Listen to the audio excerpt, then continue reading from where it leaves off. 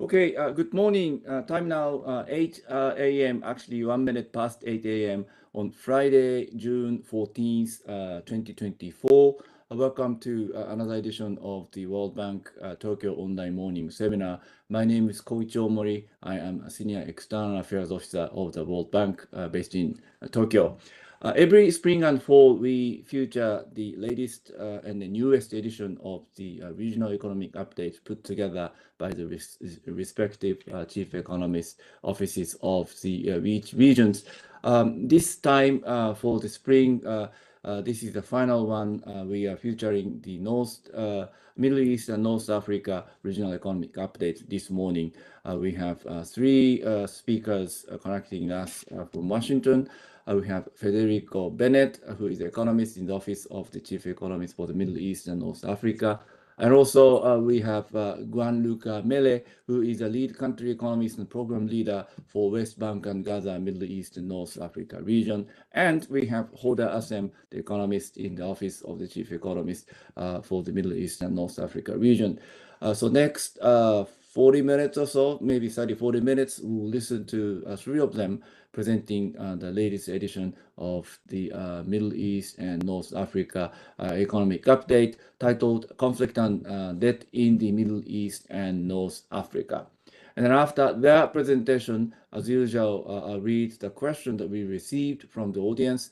If you did not have opportunities to send your question in advance, please do so by putting your questions in the online form posted on the announcement page of the seminar, or you can simply post your question on the chat section of the YouTube screen, or actually you can send your question directly to me by email. So I will read your question on your behalf, asking our three speakers to respond. So with that, I would like to perhaps ask Federico to come in and then perhaps, kick off the presentation by three of you. So Fede, please come in. Thank you very much, Koichi, for hosting us and for giving us the opportunity to present our report, our economic update. First of all, I would like to thank Roberta Gatti, our chief economist, for her invaluable guidance throughout the entire process, as well as the team in its whole, which includes the presenters you will see today, Gianluca Mele and Hoda Assem, but also Ilyas Suvanov and Rana Lotfi, and as well as Asif Islam. This was a huge effort that involved lots of people from around the bank, which are too many to mention today, but we're very grateful for this joint effort. So to kick off the presentation, I would like to first give an overview of what the key takeaways or the key messages of the report are, and we will go into detail throughout the presentation. The first is that the Middle East and North Africa region has returned to a pattern of low growth that we saw in the pre-pandemic years. And we've seen oil exporters and oil importers in MENA, they grew at comparable rates in 2023, putting an end to what we have been calling the tale of two MENAs, the difference between the growth rates of these two country groups. And this difference has narrowed and is expected to continue to narrow in 2024 as well. Now, of course, the conflict in the Middle East centered in Gaza has led to a massive loss of life and amounted to what is one of the largest economic shocks in recent history. We see that GDP in Gaza plummeted by 86% in the final quarter of 2023. And the outlook of the Palestinian economy remains highly uncertain and hinges critically on how the conflict evolves. Now, uncertainty in the region has increased and remains higher than other emerging markets and developing economies. But so far, the economic impact of the conflict on the rest of the region has been fairly limited. Now, prolonged disruptions to maritime transportation, particularly through the Suez Canal and Bab el-Mandeb Strait, could increase shipping times and raise costs for several countries regionally and globally. And we will get into detail in that section of the presentation. Now, the spotlight of this report is one of the pre-existing vulnerabilities of the region that could potentially be exacerbated by the conflict, which is the high levels of indebtedness. And over the past decade, several MENA economies have experienced increases in their debt to GDP ratios. The pandemic accelerated debt accumulation, of course, but these trends predate COVID. And in particular, this is concerning for countries who already had high levels of debt, such as oil importers in MENA. Now, the main takeaway from the spotlight section is that growing out of debt or inflating debt away seems to be more difficult for MENA oil importers, even when they're compared to other emerging market oil importers, or indeed also the oil exporters in the region. And so the presentation is going to be divided in three sections. First, Horasim is going to give an overview of the macroeconomic outlook. Gianluca will talk about the economic impact of the conflict, and we will wrap up with a spotlight section on that. So first, over to you, Hora.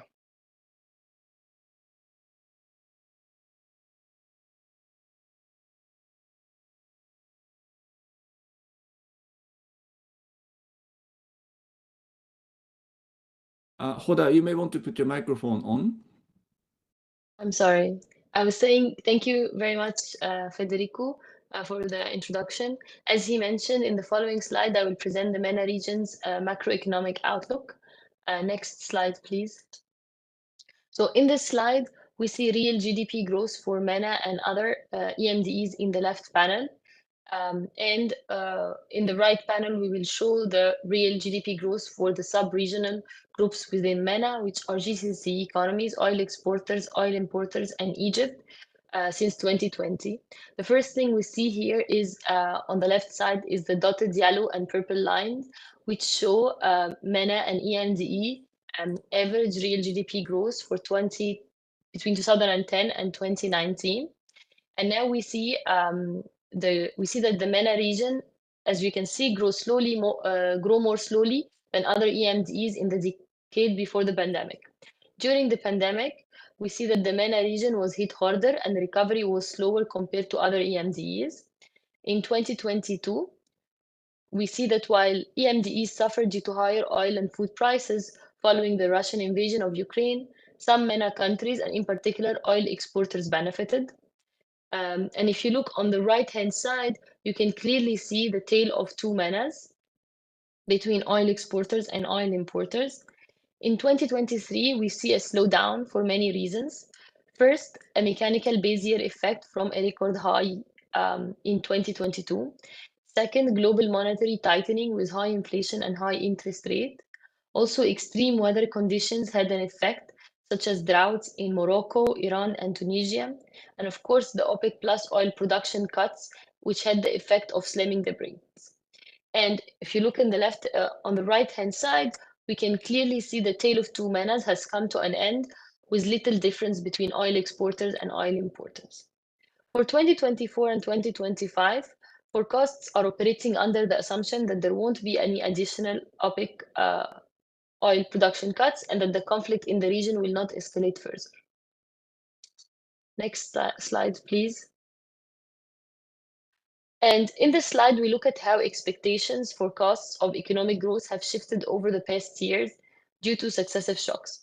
We know that the current forecasts reflect current expectation, but that projections are continually being revised. So looking at private sector forecast allows us to look back and see how expectation evolved monthly over the past year. So note that this is not forecast of 2024 economic growth, but changes or revisions to forecast of 2024 real GDP growth compared to January 2023 forecast. And if we look at the graph on the right-hand side, we can see that over the past year, forecasts have reacted to different shocks, such as the OPEC plus cuts, the Saudi voluntary cuts, and the conflict in Gaza. Private sector forecasts for real GDP growth in MENA have been revised down 0.5 percentage point relative to January 2023. And this is particularly for oil importers and GCC economies who saw sharp downward revision since the start of the conflict in the Middle East. Next slide, please. Also, another thing that we do in our MEU, in our economic update, is that we look at how individual private sector forecasts differ. So when we look at this disagreement or the dispersion between the forecasters, This can be a measure of uncertainty, meaning that when forecasters disagree, dispersion is high, and that means uncertainty is high, and vice versa. So, for example, the graph on the left-hand side looks at how uncertainty in the last 10 years, and we can see how the MENA region has higher uncertainty compared to other EMDEs and high income countries. So from 2015 to 2019, uncertainty in MENA is significantly higher. We can see that during the pandemic, uncertainty shoots up for all the countries. And we can see also another peak around the time of the Russian invasion of Ukraine. However, uncertainty had been going down, including in MENA, albeit at a slower rate. And however, we see that since October of last year, uncertainty has peaked again for the MENA region. In the right-hand side, the graph looks at takes a closer look at the last 12 months, and we see that uncertainty went up for MENA and EMDEs after the OPEC cuts, but they were coming down until October 2023. And then uncertainty spiked in MENA while it was decreasing for the other EMDEs. We can see also that for MENA, uncertainty has started to decrease since March 2024. Now, uncertainty was not the only thing that was affected by the conflict. And now I will pass on to Gianluca, who will look at the different channels through which the conflict has affected the economies of the region and beyond. Okay, very good. Thank you, Hoda, and good morning, everyone. Can we move to the next slide, please? Thank you. So let me start by saying that the economic crisis experienced by the Palestinian economy because of the ongoing conflict, is something that we have never seen in this region for for several decades, for over 50 years. The depth, the speed, and the systemic significance of this conflict are truly unprecedented. If you look on the left-hand side of this slide, you can see how the local economy in Gaza essentially is halted, has basically stopped since the beginning of the conflict. You can see how it dropped, and I believe Fede mentioned it before, by over 80% Q on Q, quarter on quarter, at the end of 2023. If you look on the right-hand side of the presentation instead, you will see sector by sector the level of damage or destruction in each sector. The picture is a little bit, maybe too many lines, a little confused, but in essence, we are looking at a range between 60 to 85% of damage or destruction, with the sectors of health, for example, the commercial buildings, the education facilities, think of schools, hospitals, and also the communication infrastructure, think of towers, repeating towers for telecoms, for example, being among the most affected. At the moment, the economic activity in Gaza, we estimate it to be in a range between 5 and 10% of what used to be before the conflict. Also, in terms of GDP per capita, there has been obviously a massive drop. In Gaza, it dropped by 28% in 2023. Again, GDP per capita reaching roughly $1,000 per person, which is the lowest that we've had on records ever for Gaza. In the Palestinian territories, overall, it dropped instead, obviously less on average, so roughly 12% in 2023. I just want to close this slide by saying, clearly, the private sector is among the most touched, affected by the crisis. The majority of the private sector establishments, shops, stores in Gaza have been either destroyed or partially damaged. In the West Bank, so a territory that is not affected by the war directly, roughly 1/3 of the establishments, private sector establishments, have either ceased production or experienced a decline in their production capacity. So there is definitely a ripple effect also on the West Bank. If we can move to the next slide, please. And this ripple effect on the West Bank is the one that actually costs the most to the Palestinian economy, because the West Bank represents the lion's share, the biggest part of the Palestinian economy, roughly 85%, give or take, while Gaza represents 15%. The ripple effect in the West Bank is caused by different channels, but more than anything by certain additional restrictions that have been put in place since the beginning of the conflict that affect Palestinians who used to work, I should say, in Israel before the conflict. These people are unable to travel, to commute, both into Israel, but also within the Palestinian territory because of new restrictions or because of the presence of checkpoints or because of simply by psychological factors, fear of moving in an area that has been characterized by more tensions. The consequence, this could be a little bit more of a long story, but the short consequence of this is that we estimate roughly 500,000 jobs lost as a consequence of these restrictions. As you can imagine, when 500,000 people do not work anymore or work significantly less, their incomes drop.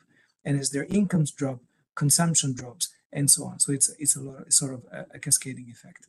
So this is one of the issues that is happening. This also explains why there is a big difference between what happens in the West Bank and what happens in Gaza. In Gaza, we have a supply side shock. The economy is basically, as we said, halted. There's no production happening and there's no real connection with the outside if it's not for humanitarian supplies.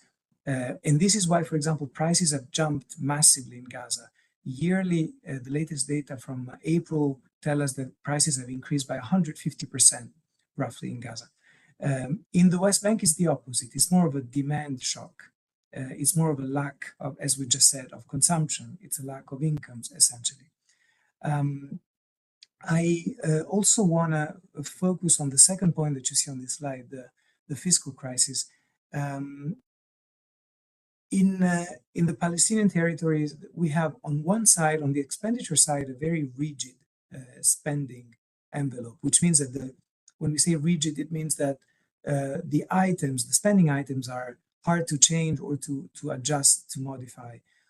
On the other side, on the taxation side, there has been a significant drop due to a number of reasons, including not just obviously the recession, because obviously when the economy goes down, taxation goes down, but also because of some transfers that typically would come from Israel that have stopped coming. The consequence is a full-blown fiscal crisis. And the consequence of this fiscal crisis, just to give you a couple of numbers, in 2023, the fiscal deficit was almost 4% of GDP. Before the conflict, we were estimating 0.5% of GDP. So it increased, it ballooned drastically. For 2024, we're not sure yet because we're still in May, June, but this number, the fiscal deficit, could even double or more, depending on how the situation evolves. The real consequence in real life is that the salaries for public sector employees, think of civil servants in any of the public sector, security sector, hospitals, education, and so on, have dropped. It means that the government is paying less salaries. At the moment, they're paying roughly 55% of the committed salaries. And obviously, the consequence is that there is a strong impact on services, on public services. I need to be fast by reasons of time, but the last point that I want to mention is that poverty is very stubborn and it was increasing dramatically already before the conflict. We have recent data that tell us that poverty was already increasing before the conflict. This can be a strong signal that it's going to be very hard when the conflict ends, and we all hope it ends quickly. It'll be very hard to tackle poverty. If we can move to the next slide, please. Okay, in a couple of minutes, we also investigated beyond. So what I described so far was the effect on the Palestinian economy specifically. What we have now instead in this slide is the impact at the regional level, what happened in MENA overall. We looked at different transmission channels. In this slide, you see tourism. Tourism is an important sector for many MENA countries, but some in particular. The story for 2023 is that 2023 was going to be, was set to be a very strong period of rebound after the 2020 COVID-19 pandemic. So in reality, Overall, in 2023, we still have an increase on average for MENA in tourism, but we see a dip. You see that in correspondence to the month of November on the left, November, December, more or less all countries have a little bit of a down in the curve. So the conflict definitely affected tourism, but it's as you can see in the later months, it's a shock that is very short-lived. It's a conflict that for the majority of countries has not really produced strong effects. On the right side, you see specifically which countries have suffered the most by the shock. And if we can move to the next slide, this tells us about the shipping industry. What happened, you may remember that there were some tensions that raised in the Red Sea when the Houthis attacked both commercial and military vessels in the area. The consequence, obviously, this was an additional source of shock. The consequence is that, as you can see on the left, the spot prices for shipping have increased suddenly. Now, the reality is that commodity prices have not really been affected. So, in short, what happened here is that there was an increase in the spot prices, but a number of factors have mitigated the impact on value chains, which eventually will affect what consumers, all of us, would end up paying. And potentially, obviously, being the Red Sea a very important channel, not just regionally, but for global economy, the consequences could have been a lot more important also at the global level. If we move to the next slide, please. This sort of non-result, meaning this lack of very strong impact, is confirmed when we look at other things. When we look at the oil, for example, price at the futures, this is on the left top. If you look at the gas future, for example, on the right, on the top of this slide, or if you look at capital markets also, basically the story is always the same. Now, this slide is just a few pictures, but in the report, we have more investigation looking at violent episodes, looking at many other indicators, but the story is more or less always the same, which is the same as the tourism sector, meaning that there is a shock in some cases. For example, for the capital markets, you see it a little bit on the left more clearly, but it's a shock that doesn't last very long.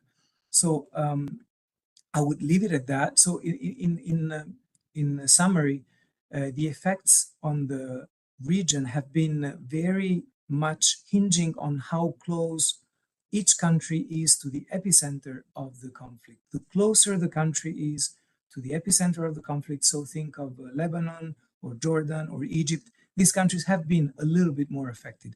The more you move away from the epicenter of the conflict, so when you look at Morocco, Tunisia, and so on, or the GCC, the Gulf, they've not really been affected very much.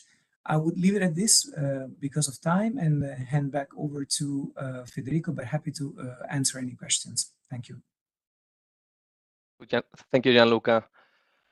So the backdrop of the conflict in the Middle East is one that is marred with pre-existing vulnerabilities. And in the report, we focus on the challenges faced by highly indebted economies in the region. Now, we know from previous research conducted in our office that calamities such as natural disasters and conflict can raise debt levels in the countries involved. In the years following natural disasters, growth has historically picked up and in fact aided in the economic recovery, while this has not been true in the case for armed conflict, with growth prospects remaining subdued for years after. So this means that debt, high levels of indebtedness, is a pre-existing vulnerability that could potentially be exacerbated if conflict were to escalate in the region, which is why we focus on this topic in the thematic chapter of the report.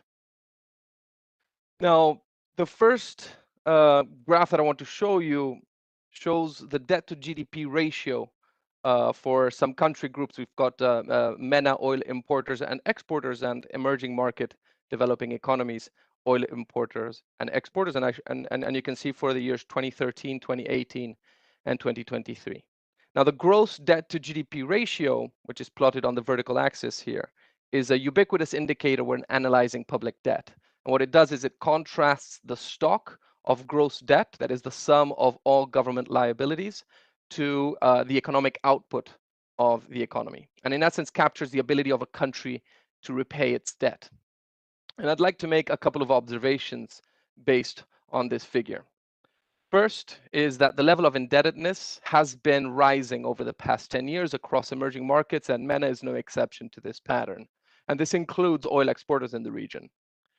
The second observation I want to make is that the level of indebtedness varies substantially within the MENA region, with we see oil importers holding much higher levels of debt compared to oil exporters. Now, the rise of debt is particularly concerning in countries that are already heavily indebted to begin with.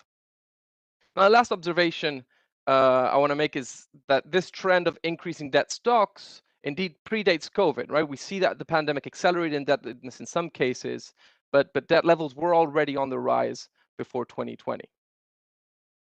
Now, the evolution of the debt to GDP ratio can be somewhat difficult to unpack because on the one hand, we have changes in debt stocks, and on the other hand, we have changes in economic output, we have changes in GDP. And both of these are occurring at the same time. So to help understand the evolution of this indicator, we propose a simple decomposition. And so what we do is we break down changes in the debt to GDP ratio into three broad components. The first component here depicted in purple relates to changes in the stocks of debt. So what we do is we keep GDP fixed, and of course, if debt stocks increase, we would expect to see an increase in the debt to GDP ratio.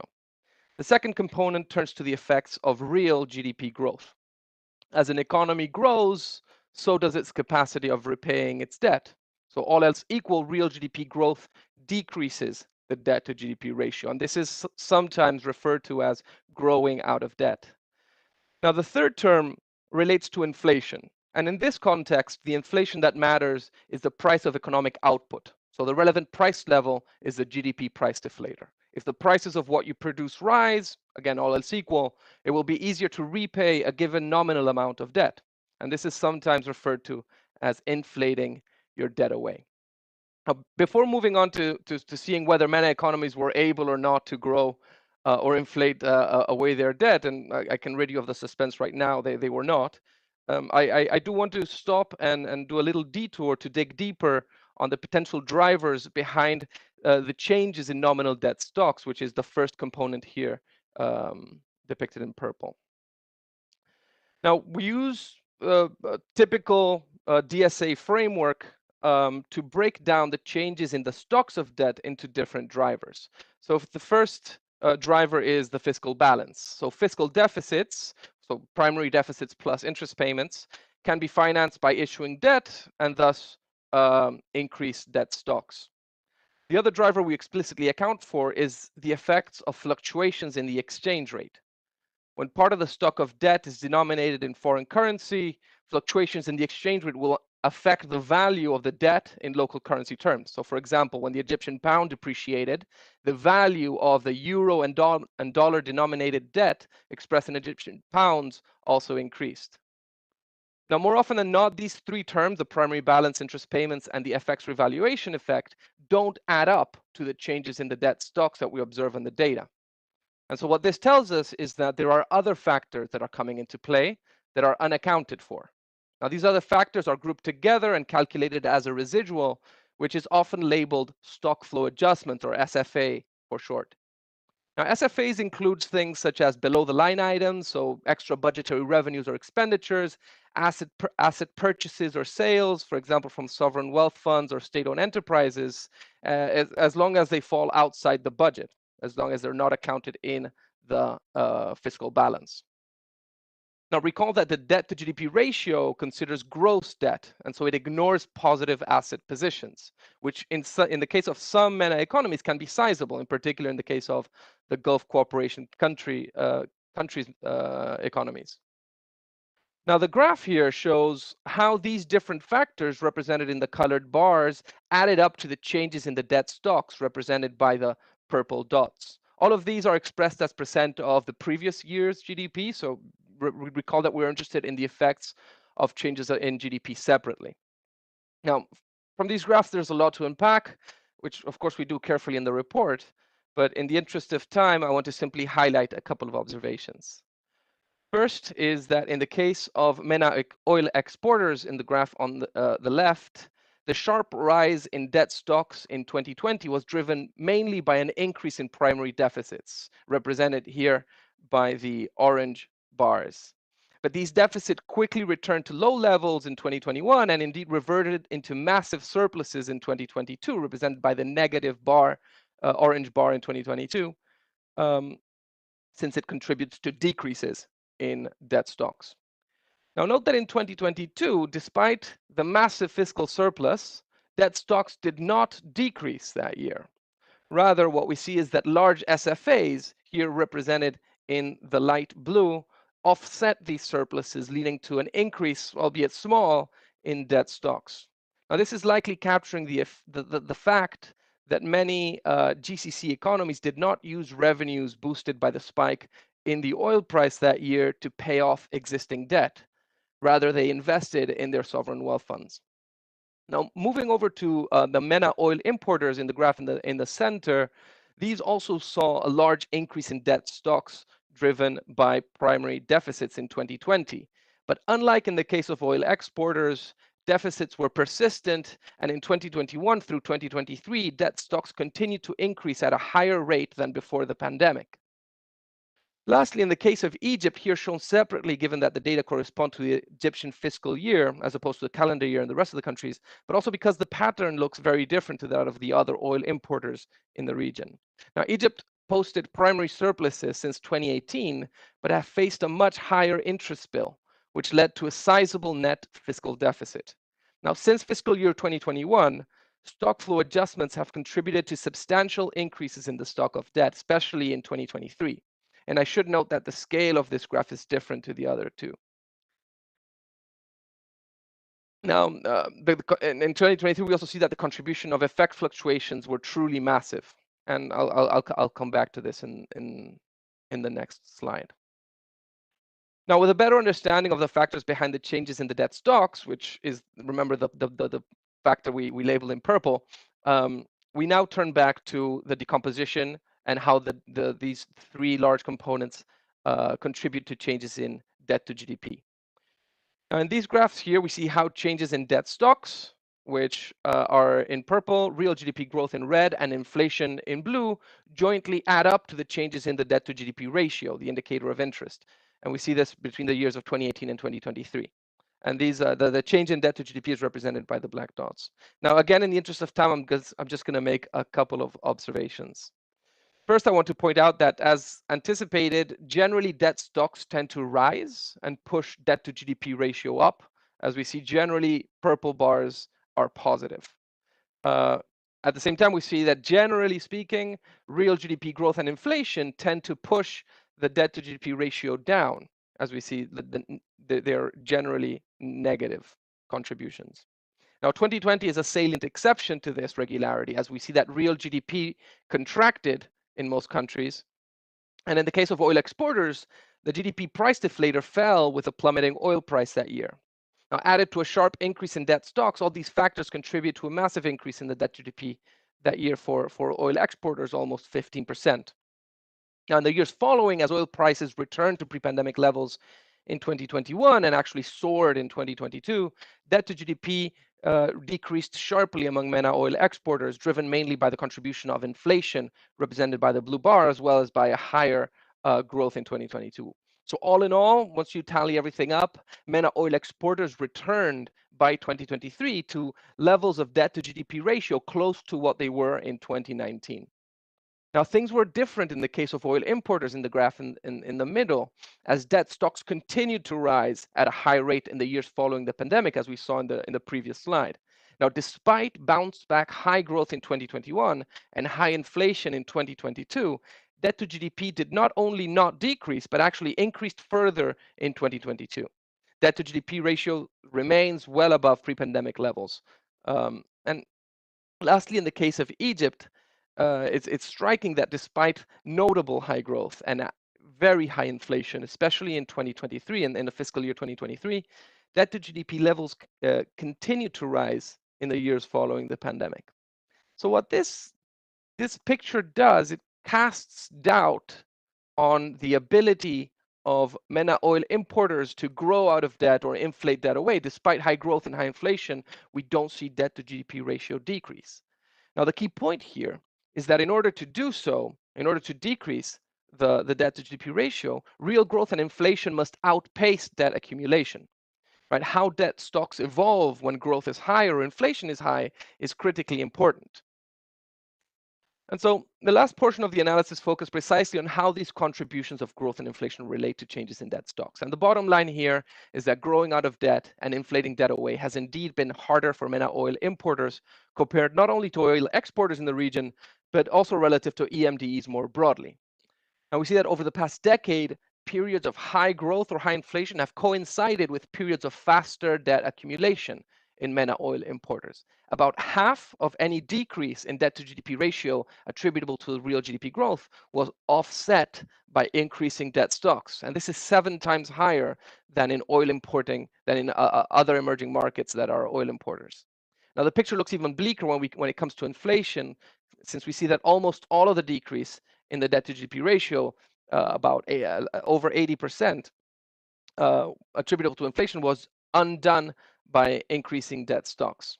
Now, in both cases, the main drivers of this relation were the contributions of the extra budgetary factors, the SFAs that I mentioned earlier, and as well as the FX revaluation component. That so essentially the two takeaways here are fairly straightforward. First is that in order to harness the ability to reduce indebtedness with growth or inflation, keeping rising debt stocks in check is a must. And the second point is that to the extent that the factors captured by the stock flow adjustments are truly unaccounted for, debt transparency must be improved to have a clearer picture of what has been behind MENA's inability to grow out of debt and inflate debt away. And so with that, I'm going to wrap up the presentation portion of the report, and I see I have 1 minute, so I'll do it quickly. The key takeaways, just to recap, is that the humanitarian impact of the conflict on Gaza has truly been devastating, and Gaza's economy has effectively come to a halt. While the regional effects of the war remain uncertain, the extent of its impact hinges critically on whether the conflict escalates or not.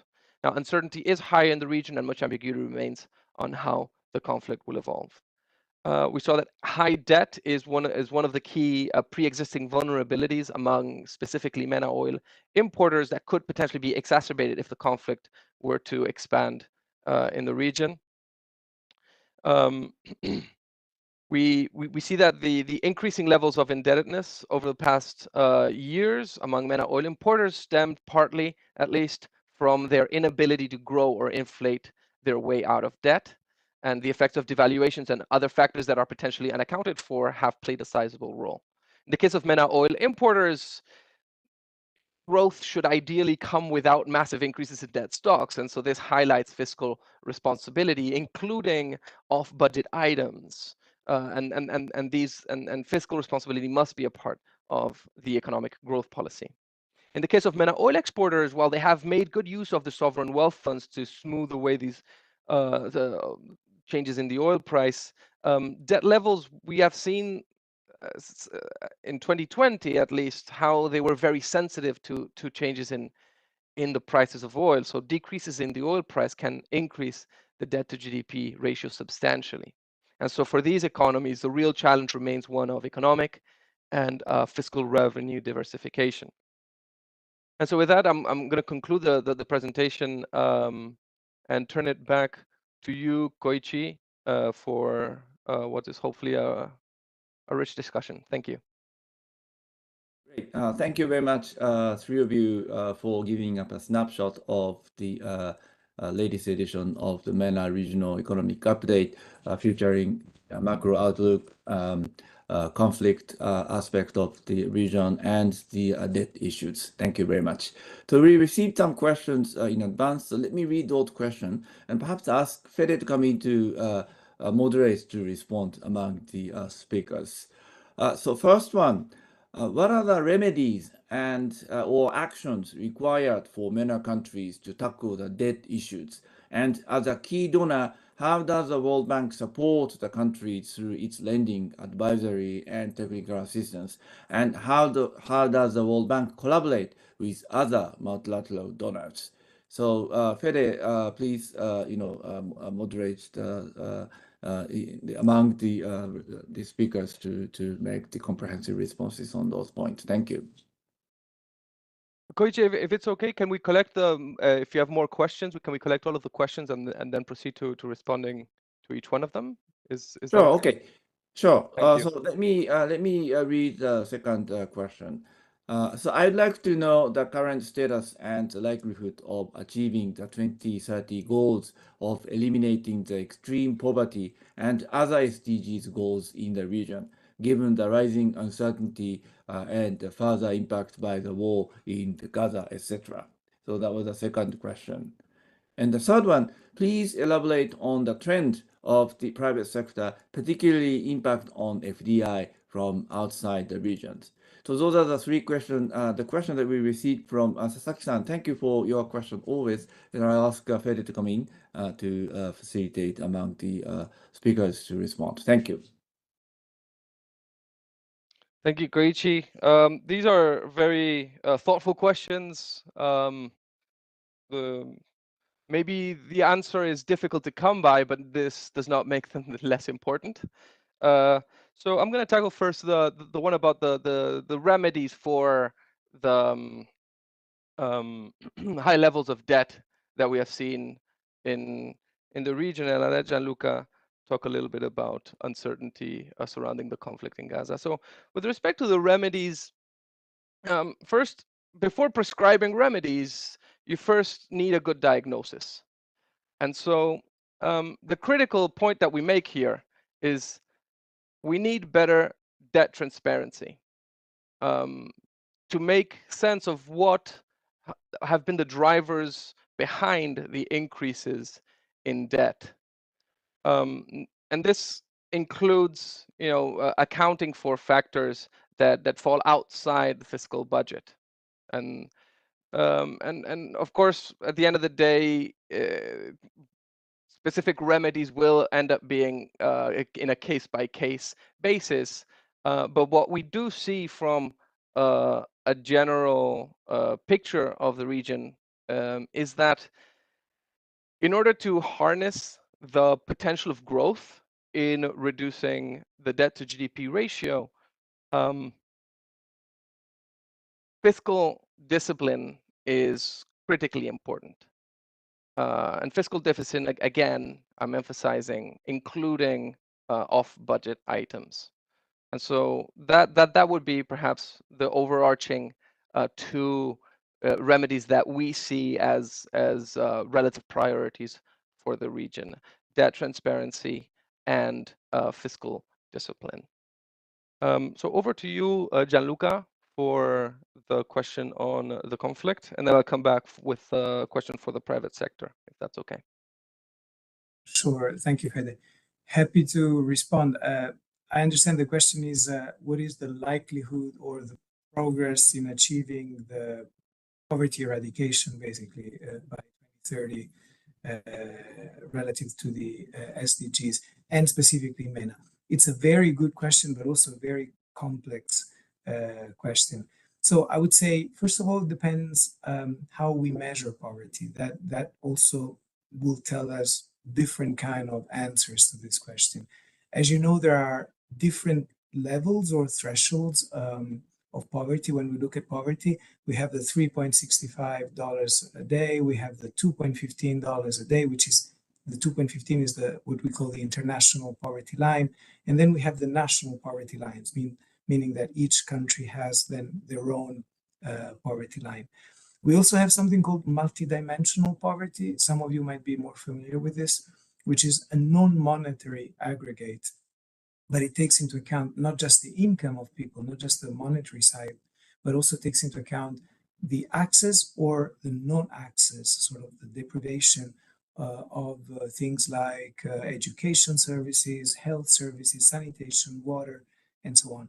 So All this to say, I wanted to contextualize a little bit the answer by saying the answer will depend very much on what aggregate of poverty we're looking at. If it's just monetary, if it's multidimensional, and if it's monetary, what level of poverty we're looking at. So it would be a very long answer, but since we only have a few minutes, let me focus on MENA.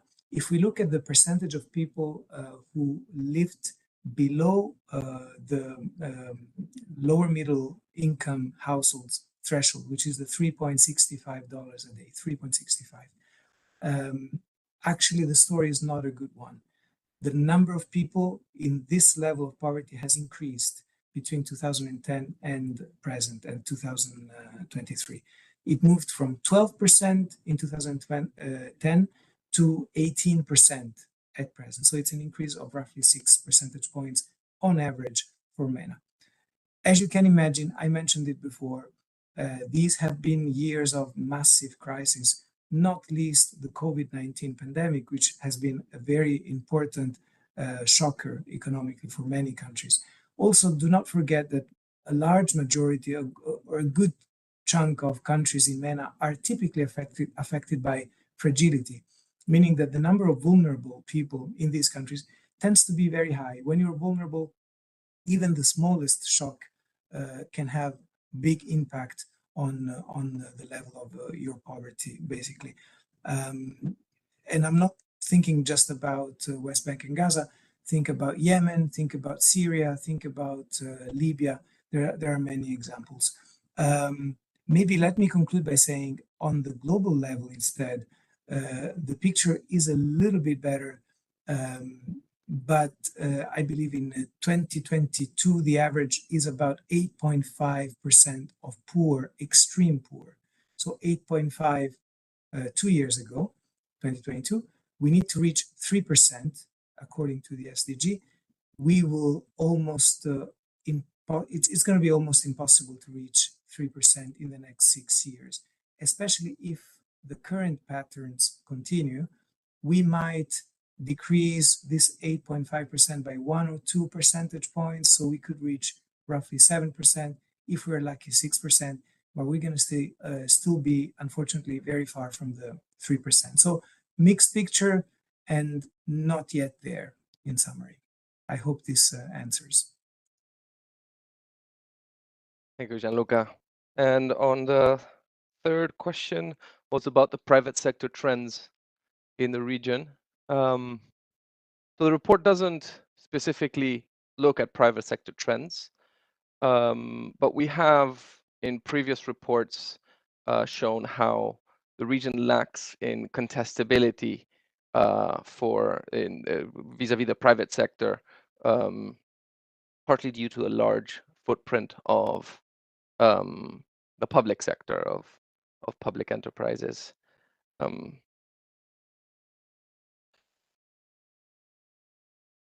There is an opportunity for significant growth that lies within the private sector, and growth is precisely, healthy growth is precisely what many of the countries in the region need. And without going into too much detail, it remains one of a large priority for our office, and indeed that the next economic update is going to be focused on the drivers of growth. So I asked for some patience and stay tuned for our next economic update. But thank you for these very insightful questions. And Koichi, back to you. Thank you very much. You responded actually all the questions that we received in a very comprehensive manner. So before the wrapping up, I would like to perhaps invite each one of you to share the very final thought, final remarks, and then we just conclude the seminar. So Fede, please go ahead. So to conclude, perhaps I want to just highlight that the perhaps purposefully cold analysis that we have presented today shows the economic side.